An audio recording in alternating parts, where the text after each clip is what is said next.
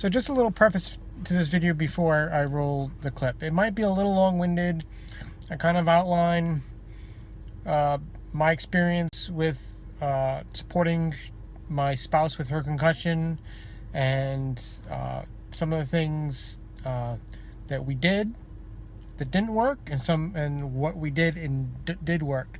And then, just our overall experience and trials and tribulations, and then kind of how it affects us as a couple and me and her as people.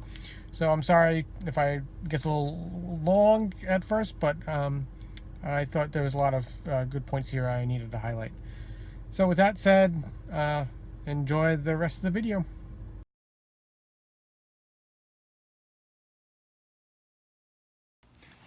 All right, so while I'm waiting for my wife to get out of her appointment, I got some spare time to kill, and I figured I would do this video on concussions.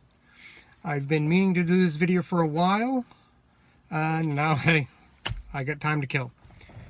So, concussions. First of all, this isn't going to be a video about my having a concussion. Even though I'm a cyclist, I've crashed a couple of times, not recently when I was a kid. Possibly I had one back then. I mean, I played sports and baseball and got hit in the head and all that other good stuff. But I don't, that was 30 years ago. I don't think I've ever, had a concussion, at least nothing long lasting more than maybe a couple of hours or a day or a week or something. This video is more to explain of how to support someone who has a concussion. Now, my wife, 2 years ago, in 2016, she was involved in a severe motor vehicle accident. Her car rolled over. She hit her head. She had a laceration under her eye. She went to the hospital, the ER. They did tests, stitched her up. They ran a CT, full body CT scan, and said, nope, you got nothing's wrong up here. You're good to go. Go see your PCP for follow-up care for your external wound. She had some rash on her arm from the airbag. Within a few weeks Emily hasn't been feeling very well over that course of time, and her mood changes. She, becomes more angry. She's not sure what's happening to her. She becomes sad and depressed, and she doesn't know what's happening to her. With that said, we sought the treatment, because of it being a mood changes and things like that. We saw, and we assumed she had, this was being caused by the concussion, because the literature says that your mood can change with a concussion, depending what part of your head is hit. We sought the advice of the supposed expert on traumatic brain injury and psychiatric. I wish we knew then what we know now. That's not the right course of action. He was treating her as a psychiatric patient, prescribing lots of medications and, psychotherapy. And at one point, his letter to the insurance company was, this is a very unusual case and she needs some extra unusual care, and she needs to come to my retreat and blah blah blah. It was clear at some point that he was in it for the money. All told, he was a very good salesman, and when your significant other, your spouse, your loved one is going through something like that, and they make them feel like they can help them, you'll do what you need to do to help support that. For us, that ended up being about $80,000. And he didn't take health insurance, so that was out-of-pocket costs. The car insurance company only paid a certain amount of personal injury, and a lot of that was towards the other medical bills from the hospital and stuff like that. The ER ate that money up real quick. So that obviously has had an impact on our lives. And this was actually before we got married. But at one point in time, we're forking out all this money. We were seeing this supposed expert or whatever. He finally had, finally listened to my wife, because my wife kept saying, I think this is all caused from the concussion. This behavior is not like me. It took him about 6 months to actually get her into an MRI. And when they got her into the MRI, they noticed residual dry blood. So the first CAT scan missed it, but had that hospital told us to follow up, or had this doctor said, oh, you were in a car accident, you should get a follow-up MRI, we would have diagnosed that a lot sooner. The bleeding had stopped at this point, but it became apparent at that point that he probably didn't have her best interests, I don't believe, and he was really in it for the money. So it was shortly thereafter that, we stopped seeing him and moved on. So Emily left him, sought some other treatment, and got off this list of medications he had her on that really wasn't helping her. And it was almost 2 years later that she was, back pretty good, back to normal. She was doing very well. She was back running, feeling good, going back to school. But then Emily was rear-ended in July of this year, so about 2 months ago. Wasn't a violent accident. It was a 4-car pileup. She was the first in line, so there was no one in front of her. She was just rear-ended and basically pushed through the intersection. The car had, compared to the first accident where she rolled it over, and thank God for Mercedes, that car saved her life. Again, not much damage to the car this time based on the accident, but she did hit her head on the headrest here, get jerked around in the car, obviously, because she was stopped at a stoplight, body tensed up. So she had a whiplash effect now. And, because you've had a concussion once, you're more susceptible to another concussion. So by hitting her head, we went to the ER. We told the ER, that she had a prior one. They did a CT scan there, said it looks good, but this hospital we went to a different hospital this time. So this hospital was on their game. They told Emily to make sure you see a neurologist within 24 hours and get a follow-up MRI. They actually would have done a follow-up MRI at the hospital if we wanted to wait around in like 8 hours. But we took their referral and we went outside to get that done. So there, and they adamantly said, do not see a psychiatrist. Go see a neurologist, because this is a brain injury. This is not a psychiatric problem. If we knew that 2 years ago, her recovery from that first accident probably would have been a lot better. Either a neurologist, they look at the scan, they have an MRI done, she's good to go, there's no bleeding in the brain now. But now there's balance issues and dizziness and things like that. So we found a concussion rehab facility, sports medicine. They do impact testing. This is where they can baseline you and see your progress through therapy over time. And this isn't psychotherapy, because that is absolutely not the right thing for a concussion. This is vestibular therapy, where they have you do eye exercises and balance exercises and get you back to where you were. The body is good at healing itself, but this is kind of training it to heal itself better, I believe, faster. And it's under the guidance of someone, and they can track your progress. And then there's the physical therapy piece where, you get banged up.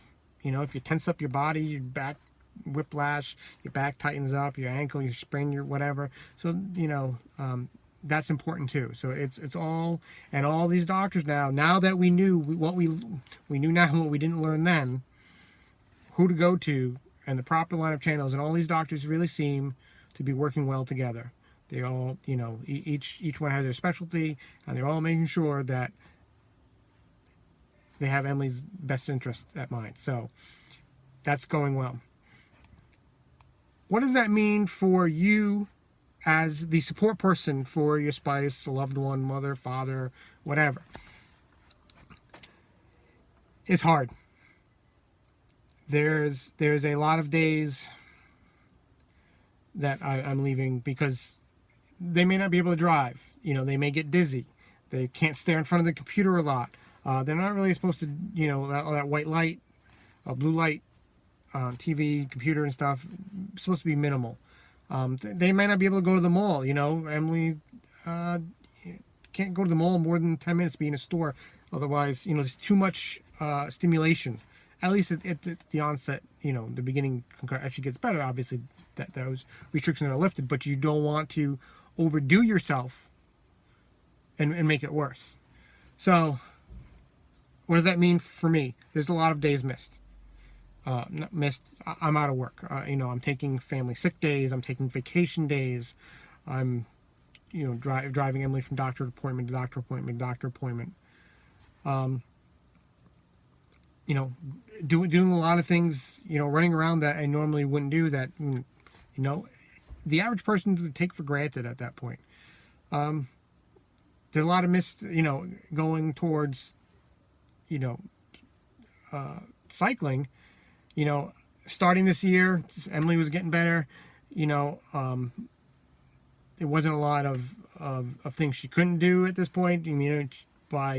I figured, by April, May, she was good. I had, a whole season of cycling events lined up. I was training right through the winter up. I was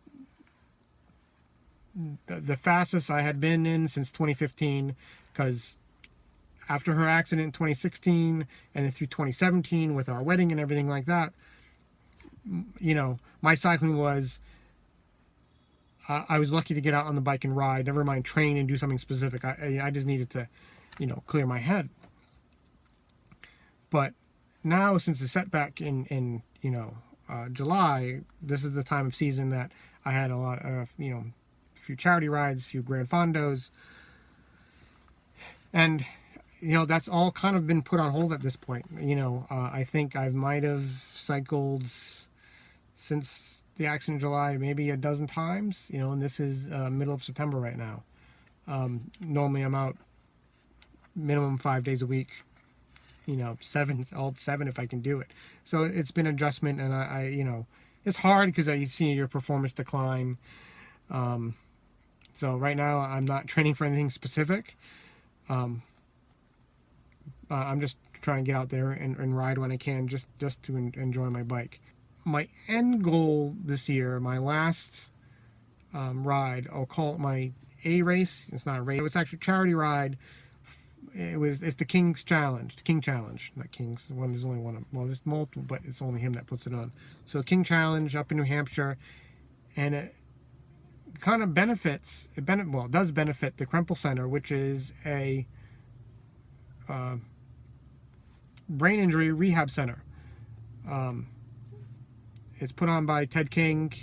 His father suffered a stroke and went to the Krempel Center, so that's how this ride came about. Now Emily didn't suffer a stroke, but she did suffer a traumatic brain injury. That's in New Hampshire. We're here in New York, but it was something that I really wanted to do to help highlight this. That just because I think people underestimate the effects of a concussion on the person and on the loved ones around them. Now, when I'm going through missing cycling and having to run around and do errands or whatever, that's minuscule to the pain and suffering Emily's going through. She questions a lot of things. Is my forgetting where I put the keys, or can't searching for a word or something? Is that the concussion, or is that me? Is this permanent? It's very hard on her. It's back to, I was really hoping to do that ride. It's October 20th. I don't think I can swing it. I'm Right now, I wouldn't have. I could ride 60 miles. It wouldn't be pretty. So, and then trying to get a hotel, and then raising money. That's the easy part. The raising the money. I'm just. I think it's out of the cards for me this year. There's something I want to do, but there's other priorities. There's always next year. If you know someone that has a concussion and is working through it, don't diminish it. Don't say, oh, you just bumped your head, it's not a big deal, blah blah blah. It's serious. It doesn't matter, if it's a little bump on the head or a major car accident. Especially if they've had one before, like, maybe they had a major concussion before and now it's just a little bump on the head. It still can be a big deal. Because once they've had it once, it's easy to get, and the symptoms can come back just as bad. But the key is here, go to the proper people, support that person, make sure they go to the proper people, make sure a CAT scan is done, and then follow up with a neurologist. In our case, it was a neurosurgeon that specializes in brain bleeds, because we wanted to make sure someone knew, the second MRI, if there was a bleed, who would be able to identify it. We didn't want to repeat what happened 2 years ago. So that was done. Make sure you find a sports rehab center that deals with concussions. Football, soccer, baseball, they all deal with it. Heck, even gymnastics deal with it. Those gymnasts fall down, tumble, hit their head. So get the impact testing done. That's important. Make sure they refer you to someone. If they test you and yes, you have a concussion, make sure you get referred to an excellent vestibular therapist, and someone that can get you or them back to sport. That is a program. If you're a soccer player, you're a cyclist, whatever, you might be off the bike for a while or whatever, but they will help you get back properly. Don't rush it. You'll make it worse. I'm not sure I have much more to say on the subject other than it's a hard time. Everyone get through it with the proper care. Some concussions, they say could take a week or two to months. Emily's first one took 2 years just about. And that was without specialized, the proper care. That was with the wrong care and the wrong medications. Now we're probably looking at, maybe we're hoping about 4 months from the time of the accident. So a dramatic difference. But, it not only affects me at work and having to take time off or whatever, but it affects Emily, going to school or a job. Certain accommodations need to be met. Can't stare at the computer so long. Or you might need longer time to work on projects or take tests. Don't be afraid to, advocate for that person or say, hey, you can ask for this. The accessibility office at a college should be able to help you out. Written clear instructions, longer time on tests. At work, speak with your boss. You can always go to the human resources, saying, I have whatever. But be smart about it. So with that, I'll sign off for now. Sorry this is getting a little long-winded. Thought it was important, needed to be said. I hope, none of you ever actually have to deal with a concussion, yourself or with a loved one. But if you do, hopefully this video just gives you a little smidge on the do's and don'ts and, what to expect, as a support person or as a person going through the concussion. So I just have a couple of closing notes that I think are worth mentioning. One is a very good book to read on the subject. Is called The Concussion Repair Manual by Dr. Dan Engel. I'll link to it below in the show notes. It actually, I found out about it through Ben Greenfield. I haven't read the whole book yet. Emily's read some of the book. I've read bits and pieces of it. I'm trying to read it from start to end. But it's one of those books that you can skip around into to pick and choose what you like. Secondly, I really want to thank Scratch Labs. They brought me on this year as a 2018 ambassador. Their support has been amazing. I really like the community of the other ambassadors. Unfortunately, I haven't been able to do as much on the bike as I like to represent them this year, but I'm hoping to remedy that in the near future. Secondly, I want to thank my Zwift Vision Racing team. They're like kind of like a second family on Zwift. We have a lot of fun. I haven't done as many Zwift events as I wanted to again early this year. Probably going to finish up the year strong on there, but again, they're a great group of guys and gals, and I thank them very much for supporting me on the team. And don't tell my wife, but I thank her too. And I thank all of Emily's doctors that are really helping. Oh, someone just walked behind the car. So with that said, thanking everyone. I hope you enjoyed this video. Sorry it got a little long, but I think some things were worth mentioning. This obviously has been an extremely tough past couple years for Emily, with a car accident and concussion, and then our wedding, and now a second car accident. It's taking a drain on us, emotionally and financially. So we're persevering, though. We're getting through it, and we're going to come out on the other side better.